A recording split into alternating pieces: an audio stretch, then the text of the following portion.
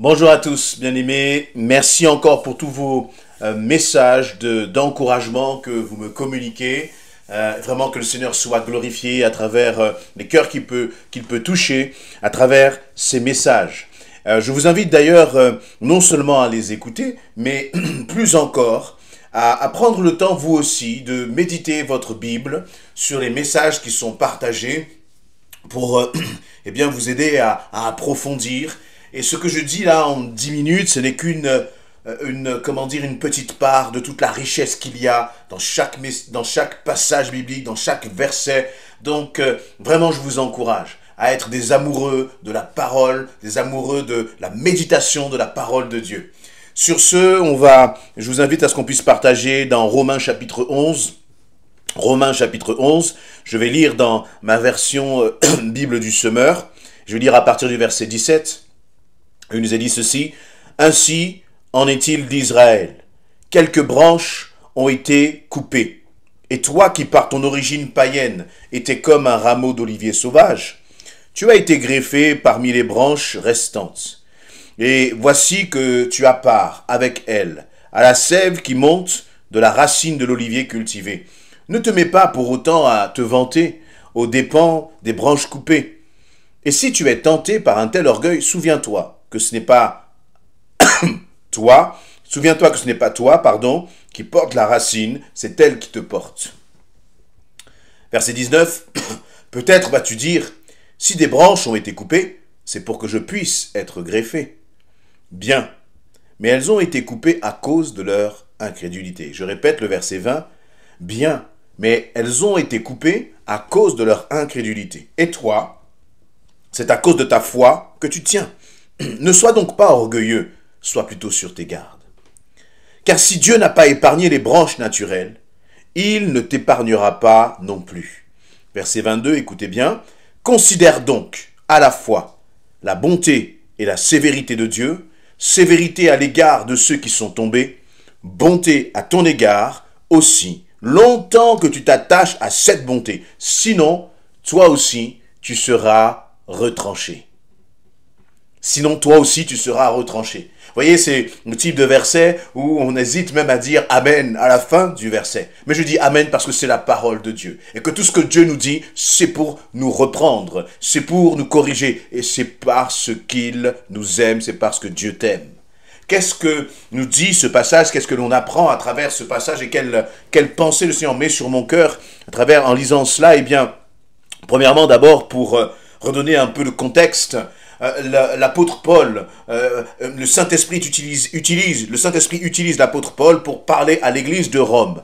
Donc, une église qui est majoritairement, dont les chrétiens sont majoritairement des non-juifs qui ont donné leur vie à Christ. Voyez, et donc dans la Bible, on a cette image de l'olivier franc, cette image de l'olivier franc. En fait, l'olivier franc, c'est le peuple d'Israël, le peuple qui a été appelé, le peuple de Dieu. Et puis, à ce peuple de Dieu, c'est au peuple de Dieu que Jésus lui-même va parler. C'est dans toute Jérusalem, ses environs, que Jésus, le ministère de Jésus, va s'exercer. Et Jésus, eh bien, lui, justement, il va dire qu'il est venu là pour les Juifs, c'est-à-dire pour leur parler à eux. La mission ne s'arrête pas là, puisque Jésus va donner aussi cet ordre de Matthieu 28, 19. « Allez, faites des nations des disciples, et enseignez-leur tout, baptisez-les au nom du Père, du Fils et du Saint-Esprit, et enseignez-leur à pratiquer tout ce que je vous ai appris, va leur dire le Seigneur Jésus. » Donc Jésus, le message de l'évangile n'est pas que pour le peuple juif, mais il est pour l'humanité, mais il a commencé par le peuple juif. Et puis là, et donc ce peuple juif, c'est justement, il est symbolisé par cet olivier franc. Et à ce peuple-là est venu se greffer les non-juifs. Donc, vous, les personnes comme vous et moi, eh bien, nous sommes ce qu'on appelle l'olivier sauvage. Et donc, au verset 17, Paul reprend cette image. Il dit, « Ainsi en est-il d'Israël, quelques branches ont été coupées », c'est-à-dire que ce n'est pas tout le peuple d'Israël qui a donné sa vie à Christ, mais les premiers disciples, lorsque, eh bien, notamment à la Pentecôte, par exemple, les apôtres étaient des Juifs. Vous voyez, et ces Juifs-là, eh bien, ont été touchés, se sont repentis, ont donné leur vie à Christ. Dieu les a utilisés puissamment et l'évangile a été propagé, comme on le voit dans le livre des Actes, à travers des hommes comme Paul, justement, l'apôtre Paul et d'autres. Dieu a touché l'humanité. Et cela est venu jusqu'à nous. Et donc, le Seigneur dit, il y avait des branches qui ont été ôtées de l'olivier franc, c'est-à-dire les branches, ceux qui n'ont pas marché selon la volonté du Seigneur. Et puis, il y a des branches qui sont restées, des branches restantes, à partir duquel, vous et moi, l'olivier sauvage a comme été greffé sur cet olivier franc, sur cet arbre qui est l'olivier franc. Et là, le Seigneur va dire, mais attention, vous qui n'êtes pas juifs, vous pourriez vous vanter au détriment justement du peuple juif en leur disant, moi j'ai compris, vous n'avez pas compris, vous avez eu Jésus qui était là parmi vous, vous le voyez tous les jours et vous n'avez pas cru en lui, et puis ça peut générer une sorte d'orgueil. Et justement l'apôtre Paul met en garde contre cela. Verset 18, il va dire, ne te mets pas pour autant à te vanter aux dépens des branches coupées. Et si tu es tenté par un tel orgueil, souviens-toi que ce n'est pas toi qui portes la racine, et c'est elle qui te porte. Restons déjà quelques instants sur ce premier verset et sur cet avertissement que le Seigneur me donne et qu'il te donne. Le Seigneur te dit, et vous voyez, ça peut être, si on élargit cette situation-là, parce qu'on peut le retrouver aussi, toi tu es au Seigneur, et ton époux n'est pas au Seigneur, ou vice-versa, ou toi tu es au Seigneur, les membres de ta famille ne sont pas au Seigneur. Parfois, nous, en tant qu'enfants de Dieu, on peut avoir une attitude d'orgueil à leur égard. On peut avoir un jugement sur leur comportement, sur leur façon de penser. Et le Seigneur te dit, mais attention, ne laisse pas l'orgueil te remplir ton cœur, ne laisse pas l'orgueil remplir tes pensées, ne regarde pas les autres avec une sorte de supériorité parce que eux ne sont pas encore sanctifiés, alors que toi, tu l'es par Christ. Et donc Paul parle à l'église de Rome, encore une fois, c'est-à-dire des non-juifs qui ont donné leur vie à Christ, et leur dit, faites attention à l'orgueil.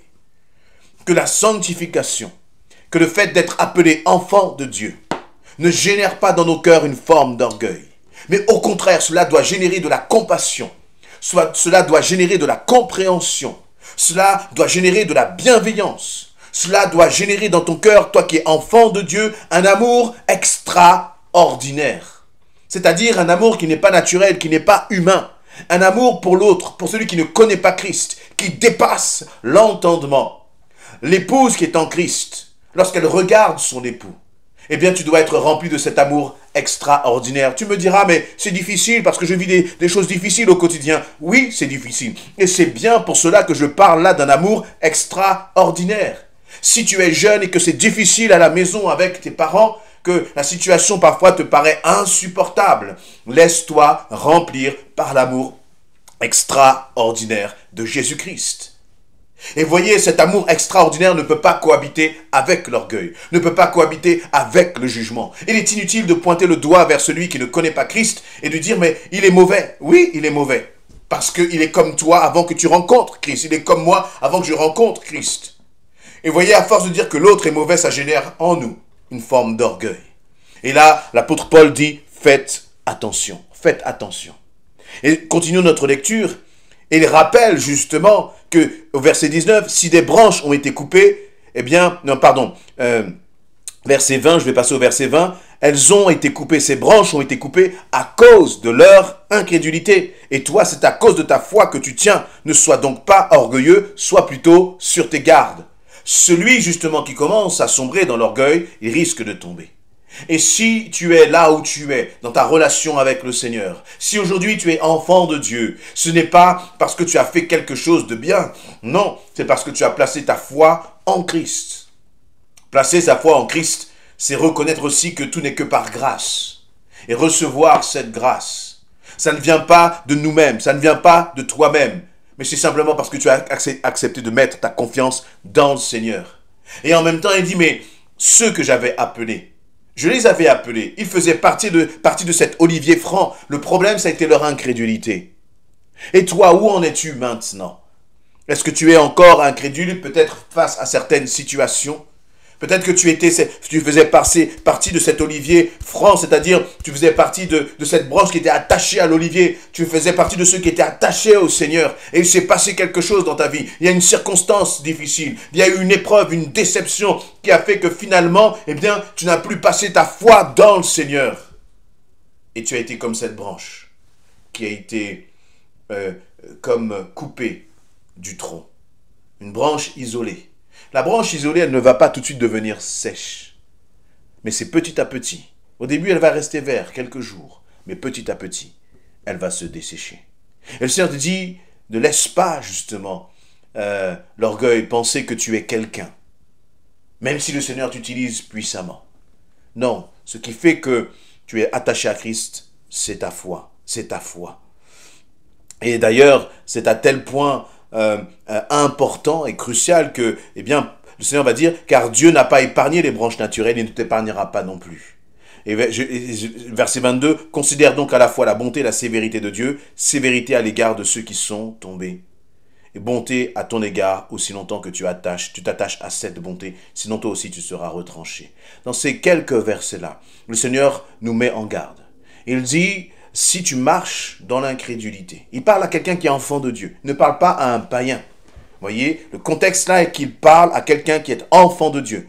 Il dit, considère à la fois la bonté et la sévérité de Dieu. Vous voyez, notre Dieu est bon, oui, et ça nous le proclamons tout le temps. Mais très peu de fois nous proclamons que notre Dieu est aussi sévère. Si je considère la bonté de Dieu, mais j'oublie sa sévérité, j'oublie donc ses mises en garde, et considérer que Dieu n'est pas sévère, c'est adorer un faux Dieu, un Dieu étranger, mais ce n'est pas le Dieu de la Bible. Le Dieu de la Bible nous parle de sa sévérité. Et il dit, eh bien, cette sévérité, elle s'exerce à l'égard de ceux qui sont enfants de Dieu et qui sont incrédules. De ceux qui sont enfants de Dieu et qui s'éloignent de lui. De ceux qui sont enfants de Dieu et qui ne marchent pas selon la volonté du Seigneur. De ceux qui se disent enfants de Dieu et qui ne font pas sa volonté. Eh bien, Dieu dit, à l'égard de cela, j'exerce ma sévérité. J'exerce ma sévérité à l'égard de ceux qui ne se repentent pas et qui s'endurcissent. Et la sévérité de Dieu, elle se manifeste par le fait que le Seigneur dit, toi aussi tu seras retranché. Cela signifie que c'était une branche qui était attachée au corps, attachée au tronc, et qu'à un moment, eh bien, elle a dévié. À un moment, elle s'est rebellée. À un moment, elle a cessé de croire. À un moment, elle a cessé d'obéir au Seigneur. Et le Seigneur dit quoi? Eh bien, il ne va pas garder cette branche sur le tronc, mais il la coupe, il la retranche. Et une branche qui est retranchée est amenée à mourir. Certains penseront que salut un jour, salut toujours. Je suis tout sauvé aujourd'hui, je suis sauvé pour toujours. Non, fais attention. Si tu ne prends pas garde, et c'est d'ailleurs l'expression qui est utilisée là, dans ces versets-là, vous voyez, il va leur dire au verset, sévérité à l'égard de ceux qui sont tombés. Il va dire, au verset 20, ne sois donc pas orgueilleux, sois plutôt sur tes gardes. Parce que si tu n'es pas sur tes gardes, si tu continues de t'entêter alors que le Seigneur te dit de faire quelque chose, tu risques de tomber. Tu risques de tomber. Tu risques même de subir la sévérité de Dieu. Avais-tu déjà réfléchi à cette question de la sévérité de Dieu? Vous savez, un père ou une mère qui est aimante, elle manifeste de la bonté, mais elle manifeste aussi de la sévérité. Elle manifeste aussi de la sévérité. Et les deux, la sévérité comme la bonté, manifestent l'amour. Quelqu'un qui aime, il est aussi sévère. Il reprend aussi. Et on ne peut pas, on ne joue pas avec Dieu. On ne peut pas être négligent à l'égard de Dieu lorsqu'il nous avertit. Mais au contraire, on doit tout de suite obéir. On doit tout de suite se repentir. Tout de suite demander pardon et faire ce que le Seigneur nous demande de faire. Il y a plusieurs reprises dans ces quelques versets. Il met en garde, il met en garde. Il va dire, considère à la fois la bonté et la sévérité de Dieu. Et cette expression à la fois, j'aime cette expression-là dans ce verset, parce qu'il dit, tu ne peux pas considérer que ma bonté. Le Seigneur te dit, tu ne peux pas considérer que ma bonté. Tu ne peux pas considérer que ma sévérité. Il y en a qui ont tellement peur de Dieu, mais ils oublient que Dieu les aime. Et il y en a qui ne pensent qu'à l'amour de Dieu, et ont une fausse définition de l'amour de Dieu, et oublient que Dieu est aussi sévère. Et ce Dieu sévère, il dit, je te reprends une fois, je te reprends 2 fois, je te reprends 3 fois. Ma patience mais il y a un moment où je vais te retrancher. Alors, si tu reçois ce message, ne t'enorgueillis de rien, de quoi que ce soit, mais marche avec le Seigneur, dans l'humilité, en cherchant toujours à plaire à ton Dieu. Et ce qui est fort aussi dans ce passage, c'est que le Seigneur va dire, ce qui m'interpelle, il dit, bien sûr, à l'égard, je considère à la fois la bonté et la sévérité de Dieu, sévérité à l'égard de ceux qui sont tombés, bonté à ton égard aussi longtemps que tu t'attaches à cette bonté. Attache-toi à la bonté du Seigneur et il manifestera encore plus de bonté sur ta vie si tu marches dans l'obéissance. Dieu est bon, mais pour que tu puisses bénéficier de cette bonté, il y a une condition, c'est que tu marches dans la sainteté, que tu marches dans l'obéissance, dans la soumission. Et si jamais tu as fauté, repens-toi, reviens au Seigneur. Il t'accueillera, il te pardonnera, il te restaurera dans le nom de Jésus-Christ. Amen.